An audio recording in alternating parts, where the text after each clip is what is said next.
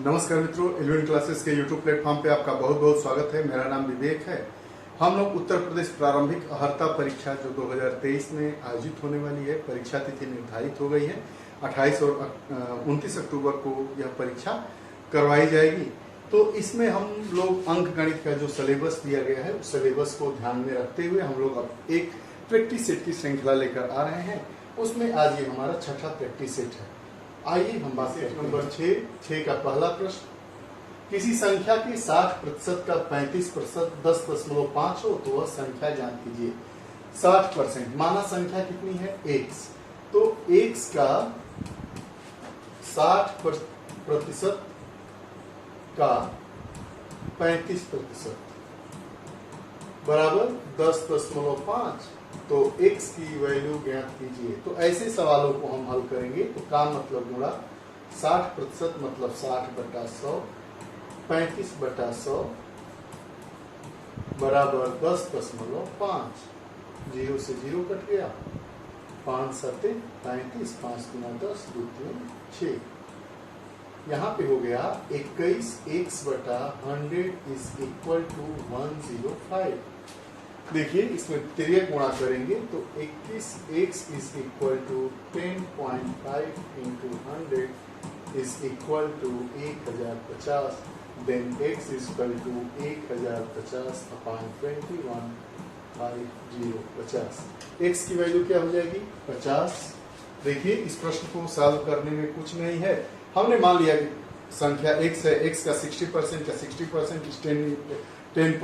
Then find out the x की value find out करनी है।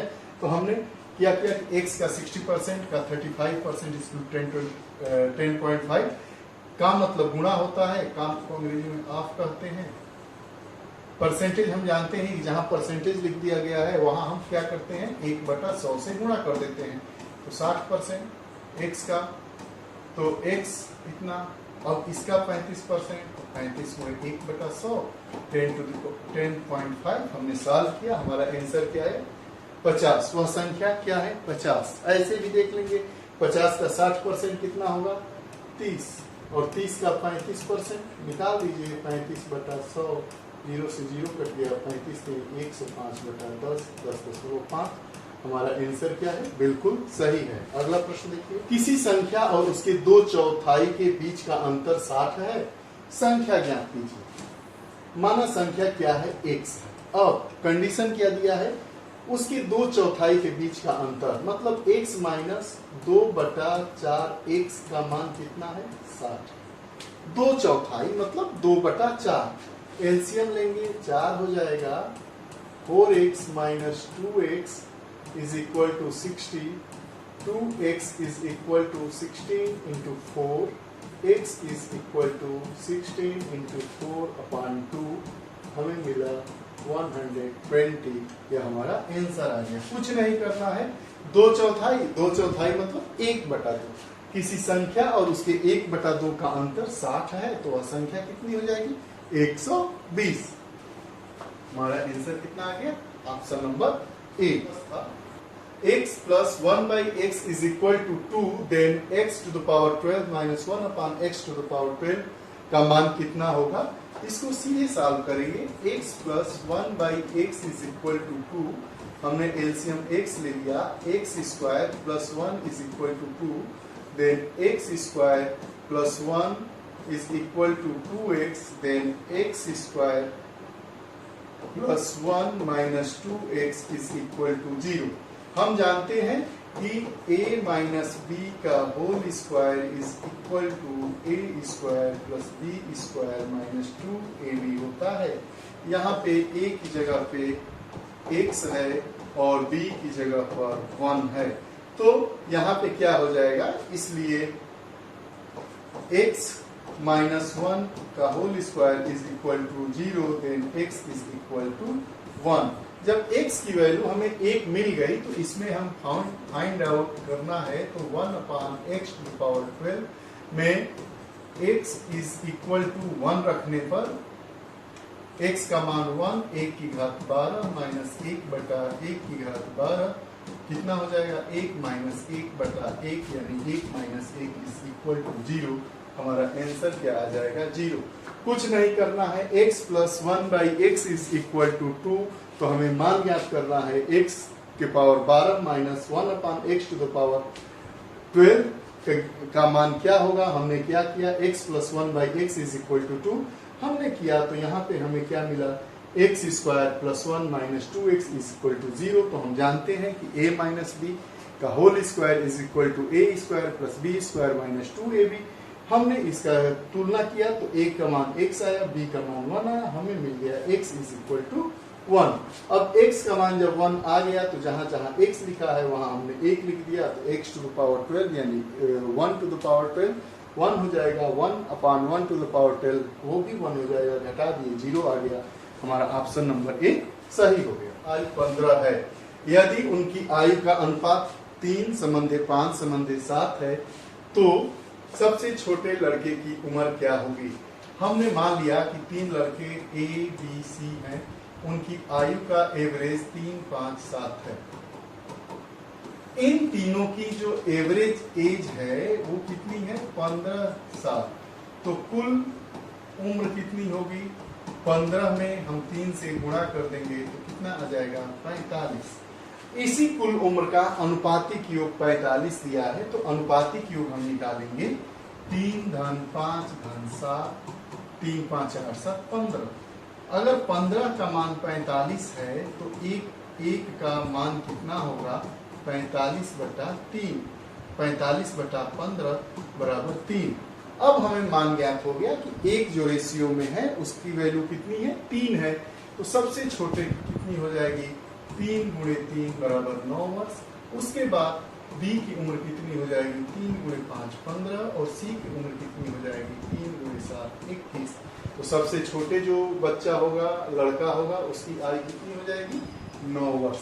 कुछ नहीं करना है, अनुपातिक योग निकाल के और कुल आयु निकाल के उसमें भाग दे देंगे, एक की वैल्यू हमें फाइंड आउट हो जाएगी और जिसकी उम्र पूछ रहा है उसके अनुपात में उतने से हम गुणा दे देंगे। हमने देखा,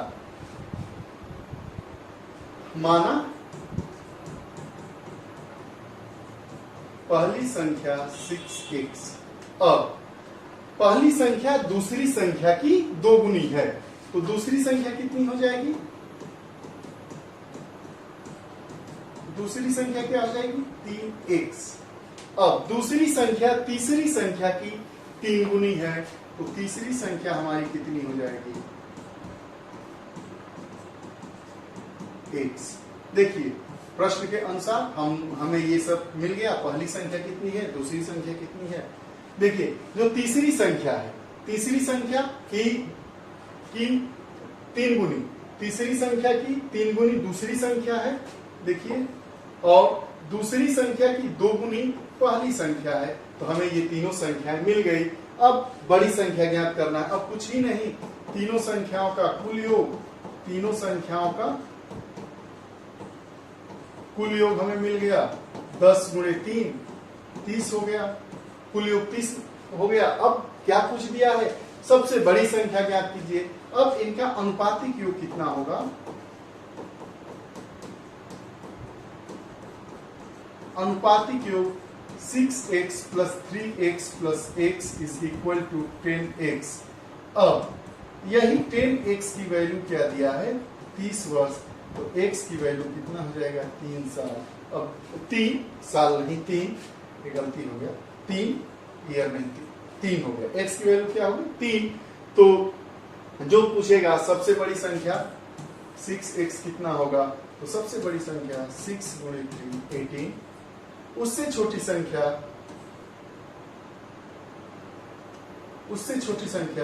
3 × 3 9 और सबसे छोटी संख्या 3। देख लीजिए प्रश्न में पहली संख्या दूसरी की 2 गुनी है, पहली संख्या दूसरी संख्या की 2 गुनी है और दूसरी संख्या तीसरी की 3 गुनी है, जो पूछ रहा है। सबसे बड़ी संख्या हमारी कितनी मिली, 18। ऑप्शन नंबर सी हमारा सही हो गया।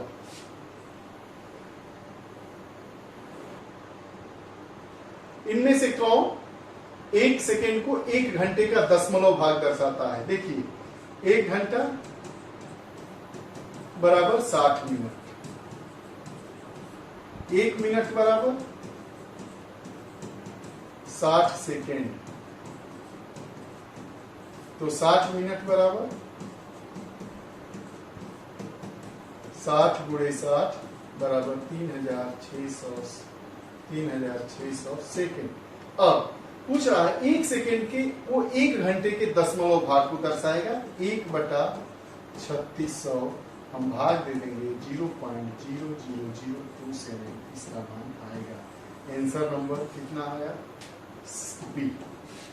कुछ नहीं करना है, 1 घंटा में 3600 सेकेंड होते हैं। 1 सेकेंड 1 घंटे के कितने मान दशमलव को 1/3600 कर देंगे, 0.00027 हमारा आंसर आ गया। देखिए, एक वृत्त का व्यास 75% बढ़ाने पर परिमाप में कितने प्रतिशत की वृद्धि होगी? वृत्त का परिमाप कितना होता है? वृत्त का परिमाप कितना होता है? 2 पाई r। यहाँ पे r क्या है? त्रिज्या। हमने मान लिया कि r की वैल्यू कितनी है? 28। ठीक है, तब 28 पे इसका व्यास कितना हुआ? तो वृत्त का परिमाप बराबर 2 पाई गुणे 28। यहाँ पाई की वैल्यू क्या होती है? 2 गुणे 22/7 गुणे 28, 4 बढ़ गया 22/196। अब वृत्त का व्यास 75 सेंटीमीटर 75% बढ़ा दिया गया, तो 28 का 75% कितना होगा?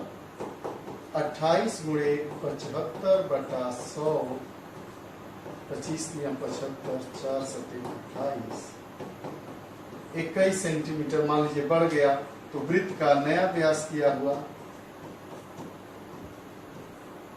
वृत्त का नया व्यास 21 धन 28 कितना हो गया? 49। अब जो होगा वो अब नई परिधि हमें कितनी मिल जाएगी? 2 पाई r, 2 इंटू 22/7, 22/7 इंटू 49, 7 49, 14 गुणे 22, 14 दूना 28, 2 14 दूना 28 और 2 308। डिफरेंस निकाल लेंगे हम।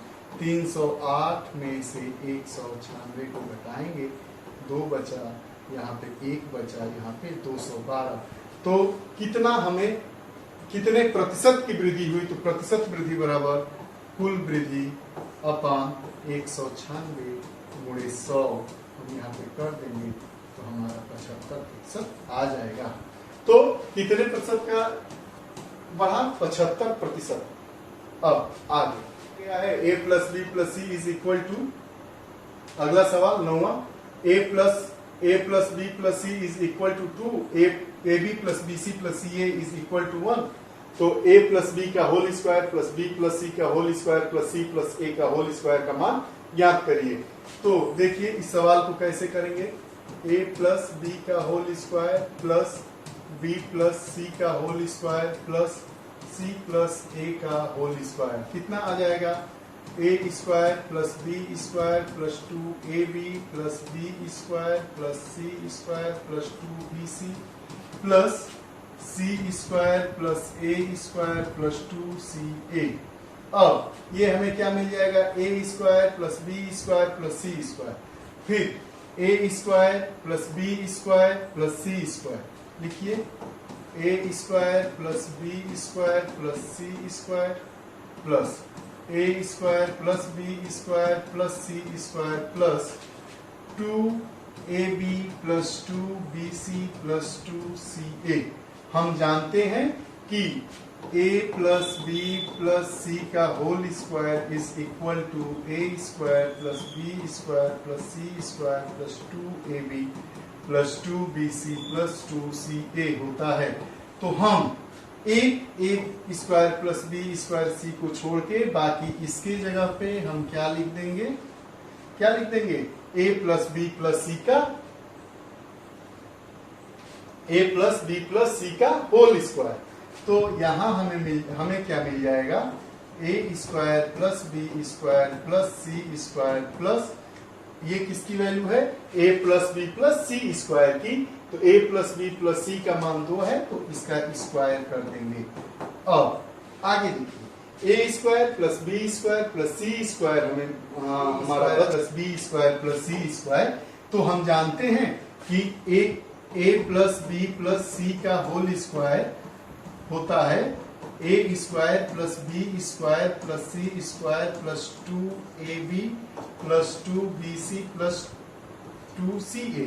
अगर हम इसमें से ये इसको हम घटा दें 2ab plus 2bc plus 2ca, इतने को हम अगर माइनस कर दे, घटा दे, तो हमारा मान कितना आ जाएगा, a square plus B square plus C square.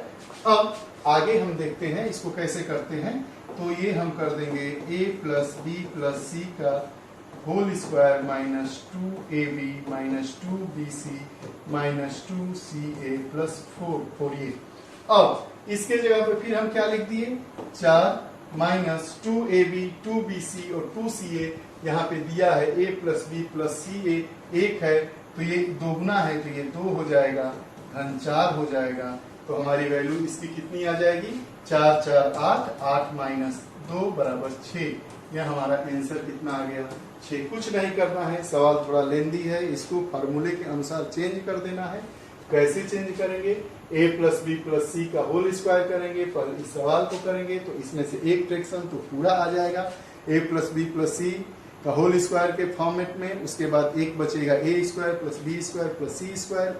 तो इसको भी a plus B plus c के फॉर्मेट में लाना होगा। तो इसमें से minus 2ab minus 2bc minus 2ca घटा देंगे, उसकी वैल्यू यहाँ पे दिया गया है, 2 है तो माइनस 2 हो जाएगा और ये हमारा मान आ जाएगा 6। इसका आंसर हमें मिलेगा 6।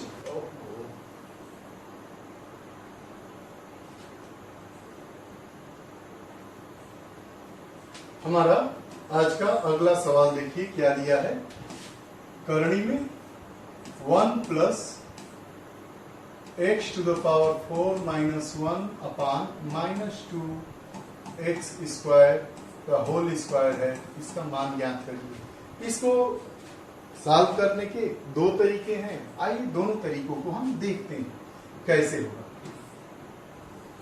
यहाँ पे 1 plus x to the power 4 minus 1 का whole square upon minus 2 x square का होल स्क्वायर कर देंगे। हमें क्या मालूम होगा, करणी में 1 plus x to the power 4 x to the power 4 minus 1 का स्क्वायर अपान यहाँ पे क्या हो जाएगा 4 एक्स टू द पावर 4। अब इसको हम क्या लिखेंगे, ओपन करेंगे इस वाले कंडीशन को। तो x to the power 8 plus 1 minus 2x to the power 4 upon 4x to the power 4।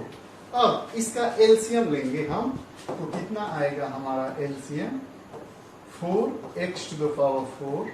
अब यहाँ पे आ जाएगा 4x to the power 4 plus x to the power 8 plus 1 minus 2x to the power 4। इसको अगर हम निकालेंगे तो ये हमारा मान हो जाएगा। यहाँ पे एक बात और देख लीजिए, ये कितना आ जाएगा, साफ आपको सवाल दिखाई देगा।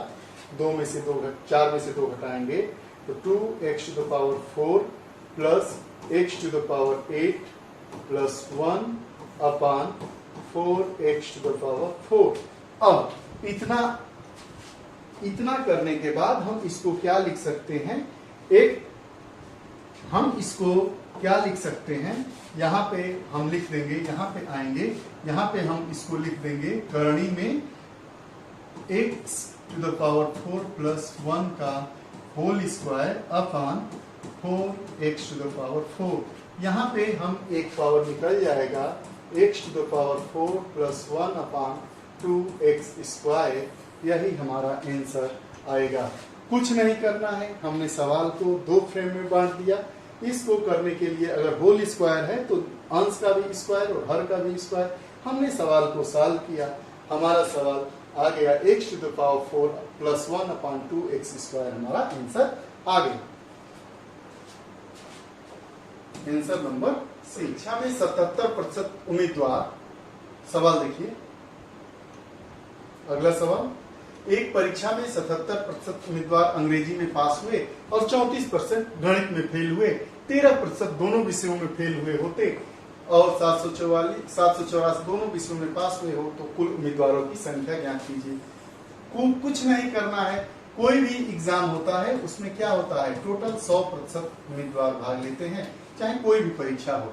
दिया है कि इंग्लिश जो परीक्षा है उसमें 77% लोग क्या हुए, पास हुए, तो फेल कितने हुए होंगे इंग्लिश में, फेल कितने हुए होंगे, 100 - 77 इज इक्वल टू 23%। इंग्लिश में 23% फेल हो गए। मैथ में कितने फेल हुए हैं, मैथ में फेल हुए हैं 34%। ठीक है, कुल फेल कितने हो गए इंग्लिश प्लस मैथ में, 23 प्लस 34 ये कितना हो गया, 57%। कंडीशन एक इसमें और है, यदि 13% दोनों विषयों में फेल हुए तो 13% जो होंगे वो इसमें कॉमन होंगे, तो हम क्या करेंगे, केवल फेल निकालेंगे, तो 57 - 13 इज इक्वल टू 44% छात्र क्या हो गए, फेल हो गए। 44% छात्र हमारे क्या हो गए, दोनों विषयों को मिलाकर फेल हो गए। यदि दोनों विषयों में 784 छात्र पास हुए हों तो 784 मतलब टोटल 100% थे, जिसमें 44% फेल हो गए, तो पास कितने होंगे, 56%। यही तो दिया है, 56% की वैल्यू क्या दे दिया है, 784। तो पूछ रहा है उम्मीदवारों की कुल संख्या कितनी होगी, तो 100% का मान निकालना है, तो 784/56 इंटू 100, 4 से कटाएंगे 25 होगा, 4 से कटाएंगे 14 बार जाएगा, 14 × 5 = 70, 14 × 6 = 84, 25 × 6 = 150, 15, 25 × 5 = 125 और 15 140। टोटल उम्मीदवार कितने थे, 1400। टोटल उम्मीदवार कितने थे, कुल उम्मीदवार कितने थे, हमने क्या किया, जो कॉमन फेल है दोनों विषय में इंग्लिश और मैथ में जो फेल थे उसमें से घटा दिए, तो शुद्ध फेल छात्र निकल गए 44%। तो पास कितने हुए होंगे, 56%। वही पास उम्मीदवारों की संख्या 784 दी गई है, तो कुल कितने होंगे, हमने 56% की वैल्यू 784 निकाल दिया। 100% कितना होगा, 784/56 × 100, हमें क्या मिला, 1400। संख्या ज्ञात कीजिए जिसे 12, 18, 36 और 45 से विभाजित किए जाने पर 8, 14, 32 और 41 शेष रहे।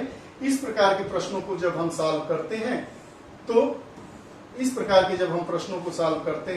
तो तो क्या करेंगे, 12 में से 8 गया, कितना बचा, 4, 18 में से 14 गया, कितना बचा, 4, 36 में से 32 गया, कितना बचा, 4, और 45 में से 41 गया, कितना बचा, 4।